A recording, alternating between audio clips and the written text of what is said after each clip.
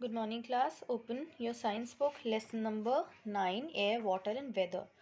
So previous class में हमने इस लेसन के दो टॉपिक रीड किए, दो पार्ट्स रीड किए, जिसमें हमने वेदर क्यों चेंज होता है, किसकी वजह से चेंज होता है, ये सब रीड किया। लैंड एंड सी ब्रीज कैसे फॉर्म होती है ये रीड किया। सन की वजह से बारिश यानी रेन क्यों होती है, कैसे होती है, वो रीड किया, राइट। अभी हम जो रीड करेंगे वो है जो इवेपोरेशन एंड कंडेंसेशन होता है। इवेपोरेशन मैंने आपको बताया था, जब सन की हीट से जो वाटर है वो इवेपोरेट हो जाता है, यानी वाटर वेपर में चेंज हो जाता है, तो उसको इवेपोरेशन कहते हैं, यानी ऊपर उठ जाता है, ठीक है। और कंडेंसेशन जब वही वाटर ड्रॉप्स के रूप में ज़मीन पर बारिश के रूप में आ जाता है, ठीक है। तो वो अलग अलग तरह से आता है, ठीक है। जो कंडेंसेशन है वो अलग अलग तरह से होता है, ठीक।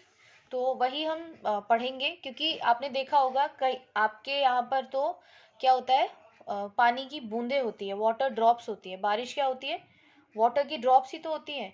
लेकिन आपने देखा होगा मूवीज़ में, या आप लोग कभी गए भी होंगे कभी वेकेशन में, तो आपने देखा होगा कहीं पर वाटर की ड्रॉप्स ना गिर करके स्नो गिर रही होती है, राइट। और आपने रेनी सीजन में भी देखा होगा वाटर की ड्रॉप्स के साथ आइस भी गिरती है, जिन्हें आप ओले कहते हैं। ओले पड़ रहे हैं, ओले गिर रहे हैं, राइट।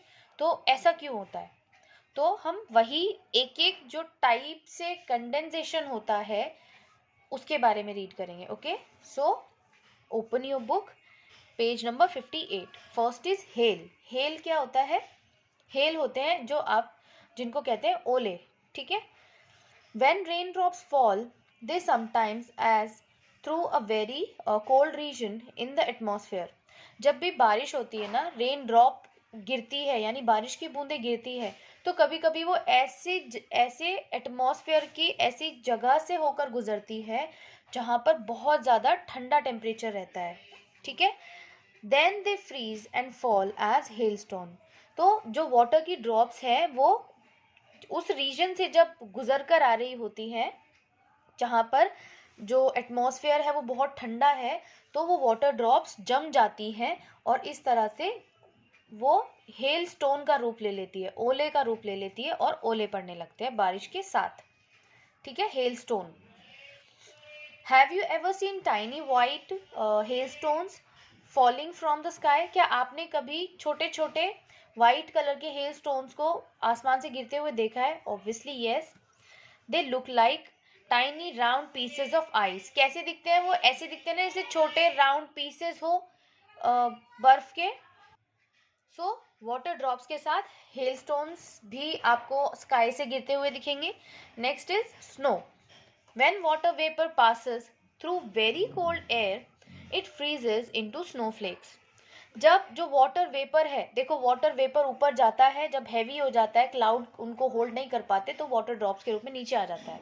बट जब ये जो वाटर वेपर है ये बहुत ठंडे हवा में से जाकर मिलता है, बहुत ज़्यादा वेरी कोल्ड एयर, बहुत ठंडी हवा में जाकर मिलता है, तो क्या होता है, ये जो वाटर वेपर है ये फ्रीज हो जाता है, जम जाता है और स्नोफ्लेक बन जाते हैं, ठीक है, snowflakes. When these snowflakes fall, snowfall takes place. और यही snowflakes जब वापस नीचे गिरने लगते हैं तो snowfall होने लगती है। If you see snowflake under a microscope, it has a beautiful pattern.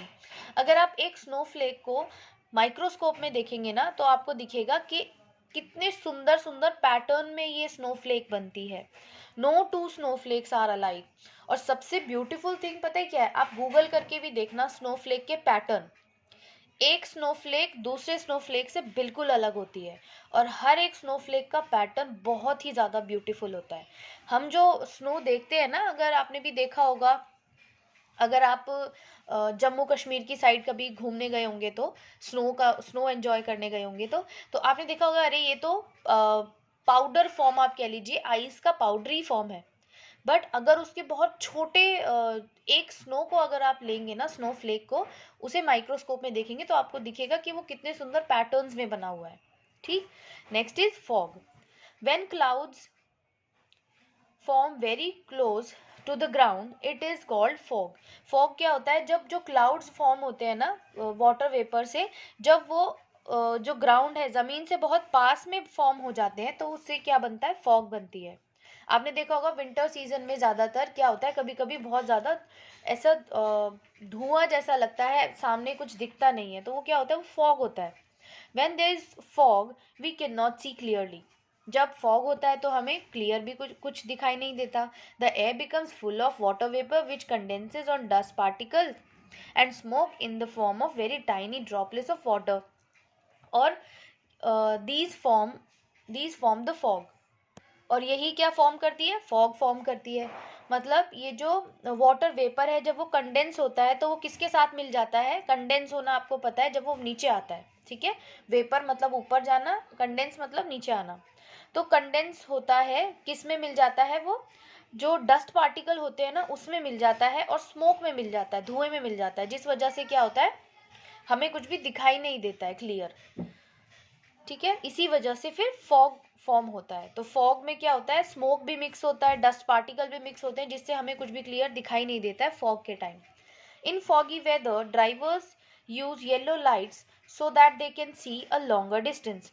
और जो ड्राइवर्स होते हैं वो फॉग के टाइम पे येलो कलर की लाइट यूज करते हैं ताकि वो दूर तक क्लियर देख सकें, ठीक है। Next is dew. You can see dew drops on leaves and grass in the morning. आपने देखा होगा मॉर्निंग के समय कभी आप पार्क गए होंगे तो जो प्लांट्स होते हैं उनकी लीफ पर छोटी छोटी वाटर की ड्रॉप्स होती है, उन्हीं को क्या कहते हैं, ड्यू कहते हैं। ये कैसे बनती है, it happens on a cold night. जब रात में बहुत ज़्यादा ठंड होती है तब ये ड्यू बनती है, ठीक है। The water vapour in the air condenses into drops of water, these drops of water are called dew. जब रात में बहुत ज़्यादा ठंड हो जाती है और जो वाटर वेपर होता है वो ठंडा हो जाता है ठंड की वजह से, तो फिर वो वाटर ड्रॉप्स में चेंज हो जाती है और वो आपको सुबह पेड़ पौधों पर, पत्तियों पर वाटर ड्रॉप्स के रूप में देखने को मिलती है। Next is Frost. When it is extremely cold the water on the surface of everything freezes. जब बहुत ज़्यादा ठंड होती है, बहुत ज़्यादा कोल्ड होता है, तो जितने भी सरफेस पर वाटर होता है वो सब फ्रीज हो जाता है, जम जाता है। दिस इज कॉल्ड फ्रॉस्ट, और इसी को फ्रॉस्ट कहते हैं। You can C Frost on the cars, on the grounds etcetera. और आपको फ्रॉस्ट हर जगह देखने को मिलेगी, फिर चाहे वो कार पर हो या प्लांट्स पर हो, ट्रीज पर हो, ग्राउंड पर हो, सब जगह। Next is humidity. Water vapour is always present in the air. आप ये हमेशा याद रखिए, वाटर वेपर जो होता है हमेशा एयर में प्रेजेंट होता है।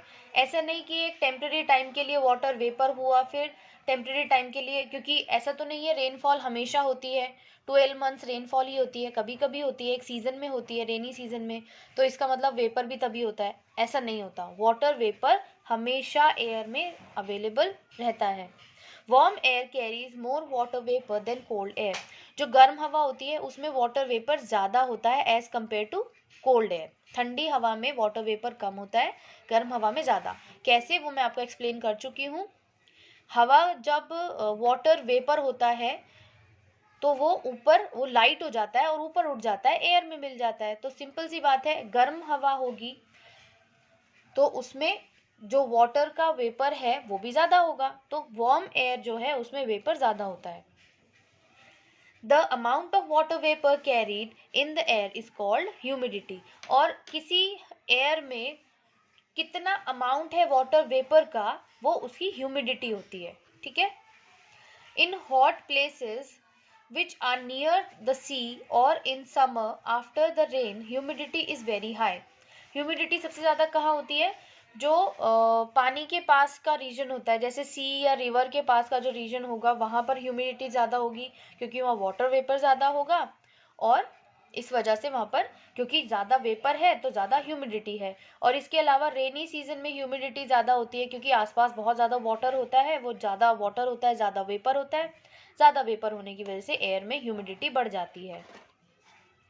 The sweat does not evaporate and the skin feels sticky. और फिर क्या होता है, ह्यूमिडिटी से क्या फील होता है, जो आपकी स्वेट होता है, पसीना होता है, वो भी जल्दी से नहीं सूखता, और स्किन कैसी फील होती है, स्टिकी फील होती है, ठीक है। इट इज़ वेरी अनकंफर्टेबल, और ये कैसा होता है, बहुत ज़्यादा अनकंफर्टेबल होता है।